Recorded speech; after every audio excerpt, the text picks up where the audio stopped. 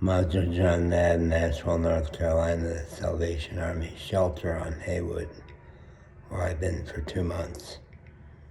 And it's 1:30 in the morning, and I am not, let me tell you, I am not in the shower room having my usual 3 drags of a cigarette. That's all it takes for me to get there.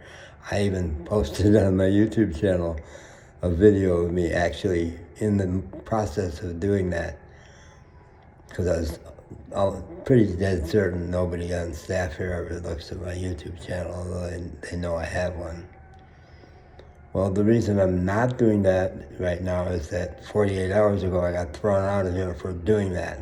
Yep. I looked up and there was a very tall woman security guard, and I said, "Hi, good morning." It was the best thing could come out. "Hi, good morning. Come on, we're going to find out what happens to you." And she claimed to consult with the higher-ups and said I was out, and gave me 15 minutes to get all my shit out of here at 4 in the morning with the wind howling and at 25 degrees, one of our coldest nights yet. Yeah, and I handled it. I never yelled at her. I never blamed her. I said, "You're doing your job." Okay, I was very agreeable. And halfway through the process of getting myself out, I thought, I've got the Lyft application. It's like Uber. I'll call a car. I have part-time office space in a lovely co-working center downtown. I'll go there. And that's what I did. And then yesterday morning at 8 o'clock, I got a call from the big boss here saying, "We have not fired her, but we are so angry at her for throwing you out. She never consulted with you. She told you no, she didn't consult with anybody. She did it on her own recognizance, and she did not have authority to do that, and we never would have done that, and we want you back." Wow. I was high. And my mood actually never dampened, because pretty much nothing can dampen my mood, and it's Christmas.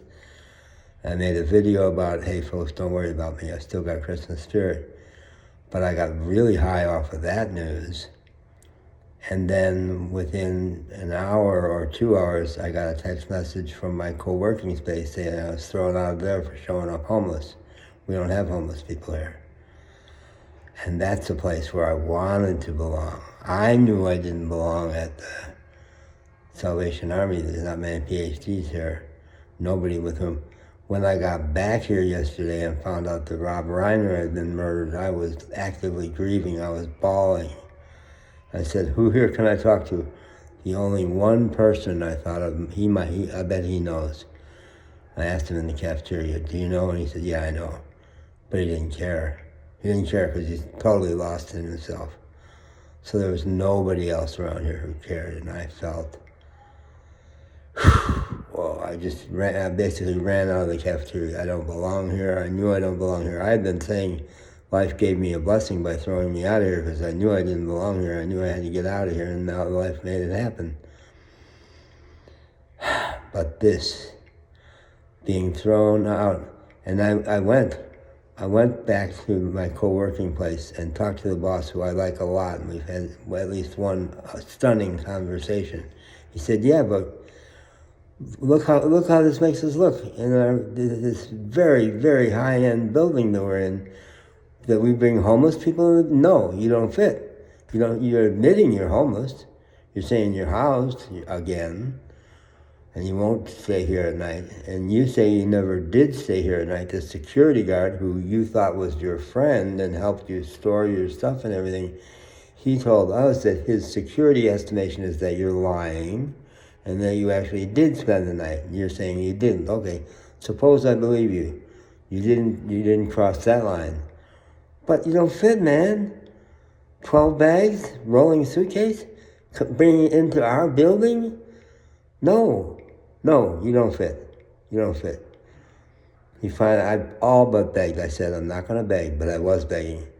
He said he would consult with his boss, but I bet the answer is going to be I'm out, which is crushing, because I love being there. And it was after 5 years of travel and being a nomad, being a gypsy, This was my anchor. This was my testimony that I am back. I'm going to be a professional again. I have professional aspirations. I have a program I want to offer. What now? There's other co-working places, but it revealed to me that my family never felt like we belonged. In the 1950s, 1949, I was born in 46. In 49, we moved from the Irish neighborhood on the west side of Chicago to a neighborhood that we always said was Bohemian. Now, I just did an AI search and discovered they were Czech, from the Czech Republic, and it was the Bohemia region of Czechoslovakia. And they referred to themselves even as Bohemians. But we were the only Catholics and the only Irish in our little section of our local working class suburb. And my dad was alcoholic, and we were hiding that. I couldn't have friends over because they might discover. I never felt like I belonged anywhere, and I've been over that. Got a PhD, worked in corporations, blah, blah, blah. I've not felt that for years. But the shame that came out when they told me I was not welcome at my co-working place with the gorgeous, wonderful colleagues. No, you don't fit in. Crushing. So when I went to my Toastmasters meeting last night, where I've been feeling like I really belong, they love me, I was in that state of I don't belong. I felt ashamed of myself. I did. Even before it was our Christmas party, white elephant gifts, we unwrapped something we didn't know was in there, and then we had to talk about it for 2 minutes. I got really high-end, beautiful hand cream. And I just stared at it saying, am I going to tell them how I use hand cream? No, I can't say it. And I just froze. And I'm infamous for this guy can talk about anything. No, I froze, and finally said, I can't tell you what I used this in, but you gave it away anyway, you know? Well, I wasn't laughing last night. No, in the party, I just couldn't talk to people. I just skulked around. No, I can't talk to them.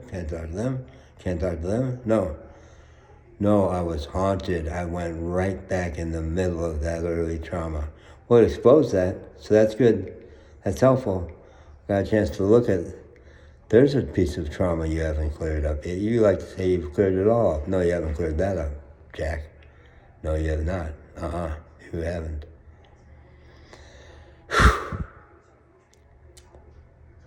So now I get to be back and not belonging here. But I was in the middle of it. I was terrified of being out in the cold because I had one more night money. I had money for one more night in the hotel.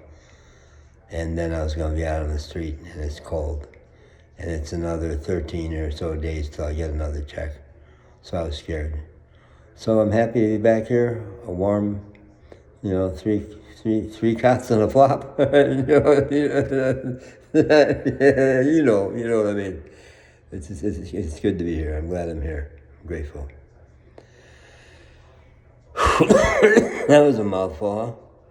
I need a cigarette. You hear the cough? I need a cigarette. It's going to cure my cough. Bye.